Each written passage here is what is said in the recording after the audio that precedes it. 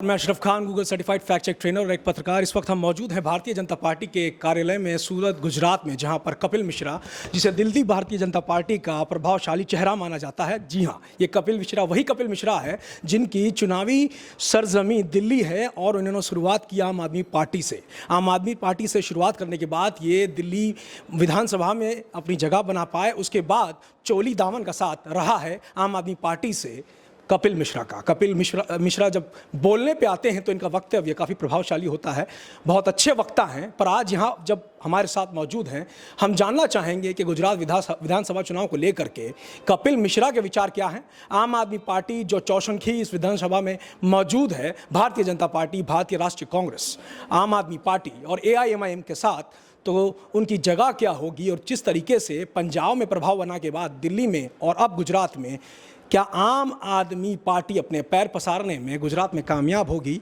चर्चा करते हैं कपिल मिश्रा के साथ। नमस्कार कपिल। नमस्ते अशरफ भाई। आपको लगता है कि आम आदमी पार्टी प्रभाव बना पाएगी गुजरात में? नोटा से छोटा। आम आदमी पार्टी के साथ आपका एक लंबा ताल्लुक रहा है, फिर चोली दामन का साथ रहा। अरविंद केजरीवाल की सोच के साथ आपकी सोच मिलती नहीं है, कहीं ना कहीं एक अलग ओपोनेंट्स के ऊपर से दामन हट गया। आपको लगता है कि आम आदमी पार्टी यहाँ पर आने के बाद जो गुजरातियों का आशीर्वाद पाना चाहती है वो हो सकेगा उनसे? किस दम पर क्या किया है, कि किस दम पे आशीर्वाद मिलना चाहिए, किया क्या है। एक तरफ गुजरात का मॉडल है जिसको देखकर पूरे देश की जनता ने पूरा भारत दे दिया नरेंद्र मोदी जी के हाथ में, और दूसरी तरफ आप क्या लेकर आए हो।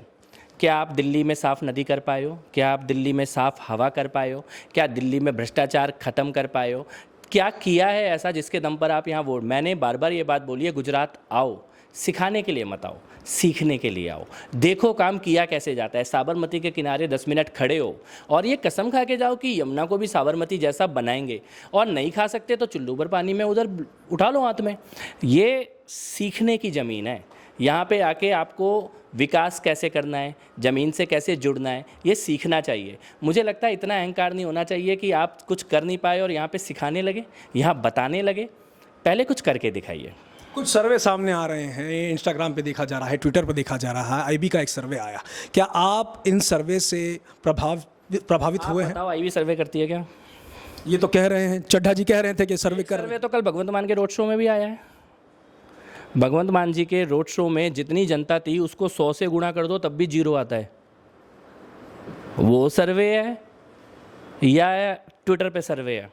ट्विटर पे जिस अकाउंट को अरविंद केजरीवाल जी ने, मुख्यमंत्री ने शेयर किया, 2 महीने पहले तो अकाउंट बनाया गया है। आप उस कंपनी का नाम आप ही बता दो, पूरी दुनिया में किसी को नहीं पता होगा। तो केजरीवाल जी के बेडरूम में ट्विटर अकाउंट बना के उधर सर्वे चलाया जा रहा है क्या? और मैं एक काम आपके चैनल पे ऑन रिकॉर्ड पूछता हूँ, अरविंद केजरीवाल जी ने सर्वे खुद ही शेयर किया है।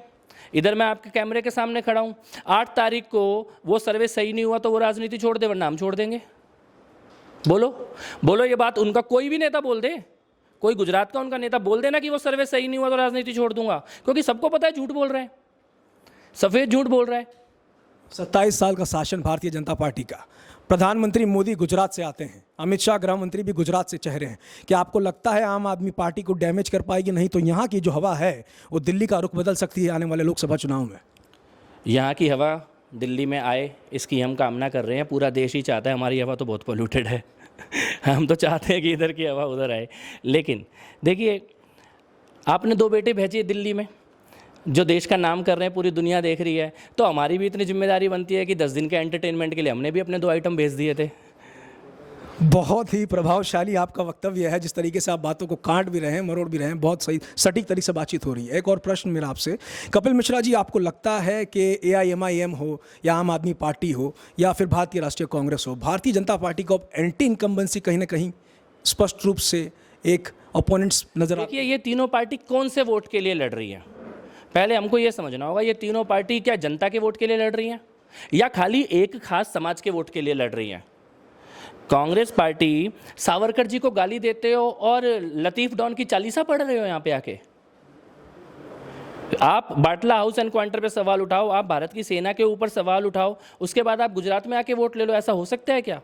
आम आदमी या ओवैसी, आप खाली एक समाज के लिए आपस में सारे कुछ भी करने को तैयार हो एक समाज का वोट लेने के लिए, और बाकी की तरफ आप देखना भी नहीं चाहते उनके मुद्दे, उनके किसी, तो फिर किस चीज़ का चुनाव हो पाएगा? पहले उनको समाज का मुद्दा समझना होगा। गुजरात का, दिल्ली का, देश का मुद्दा क्या है, लोगों के मन में क्या है। आप खाली 20% के वोट के लिए आपस में लड़ते रहो तो फिर वहीं तक ही रह जाओगे, इससे ऊपर नहीं आ सकते आप। केजरीवाल की हर सभा में एक प्रश्न रहता है कि मोरबी कांड, घड़ियाल बनाने वाली कंपनी को पुल का ब्यौरा सौंप दिया गया। आपको लगता है, आपका आकलन क्या है कि आपको लगता है मोरबी कांड कौवे का बैठना और डाल का टूटना हो सकता है?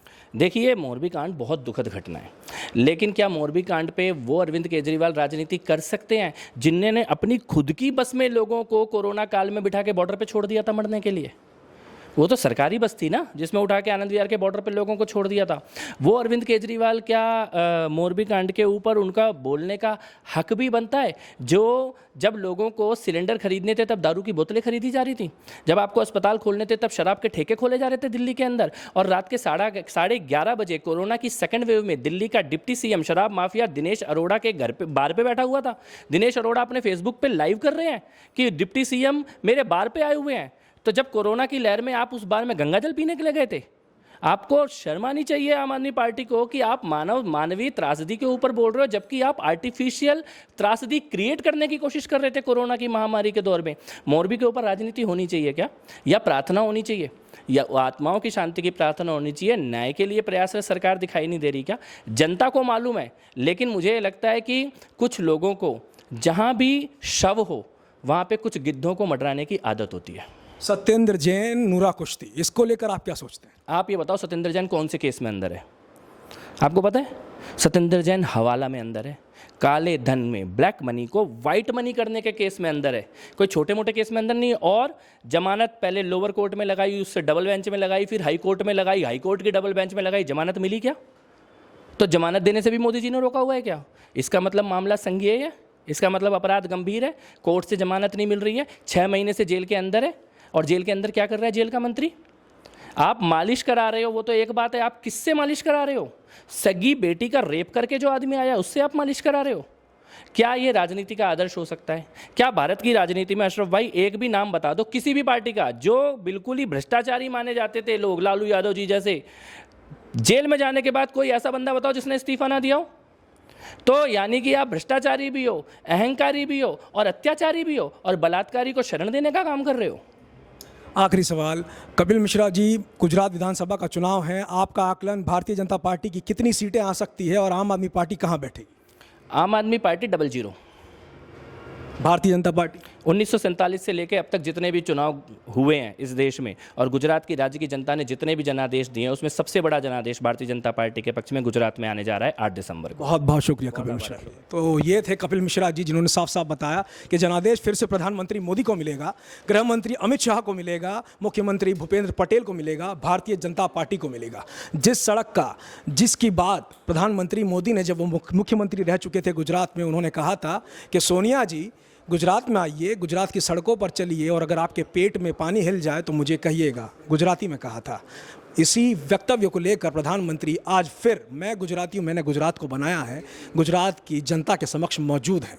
यह देखना होगा कि ऊँट किस करवट बैठता है, चुनाव में आगे कौन रहता है, कौन जीतता है, मुख्यमंत्री फिर से कौन बनता है, ये तो आने वाला वक्त बताएगा। पर फिलहाल कपिल मिश्रा के अनुसार आम आदमी पार्टी 00 पर है।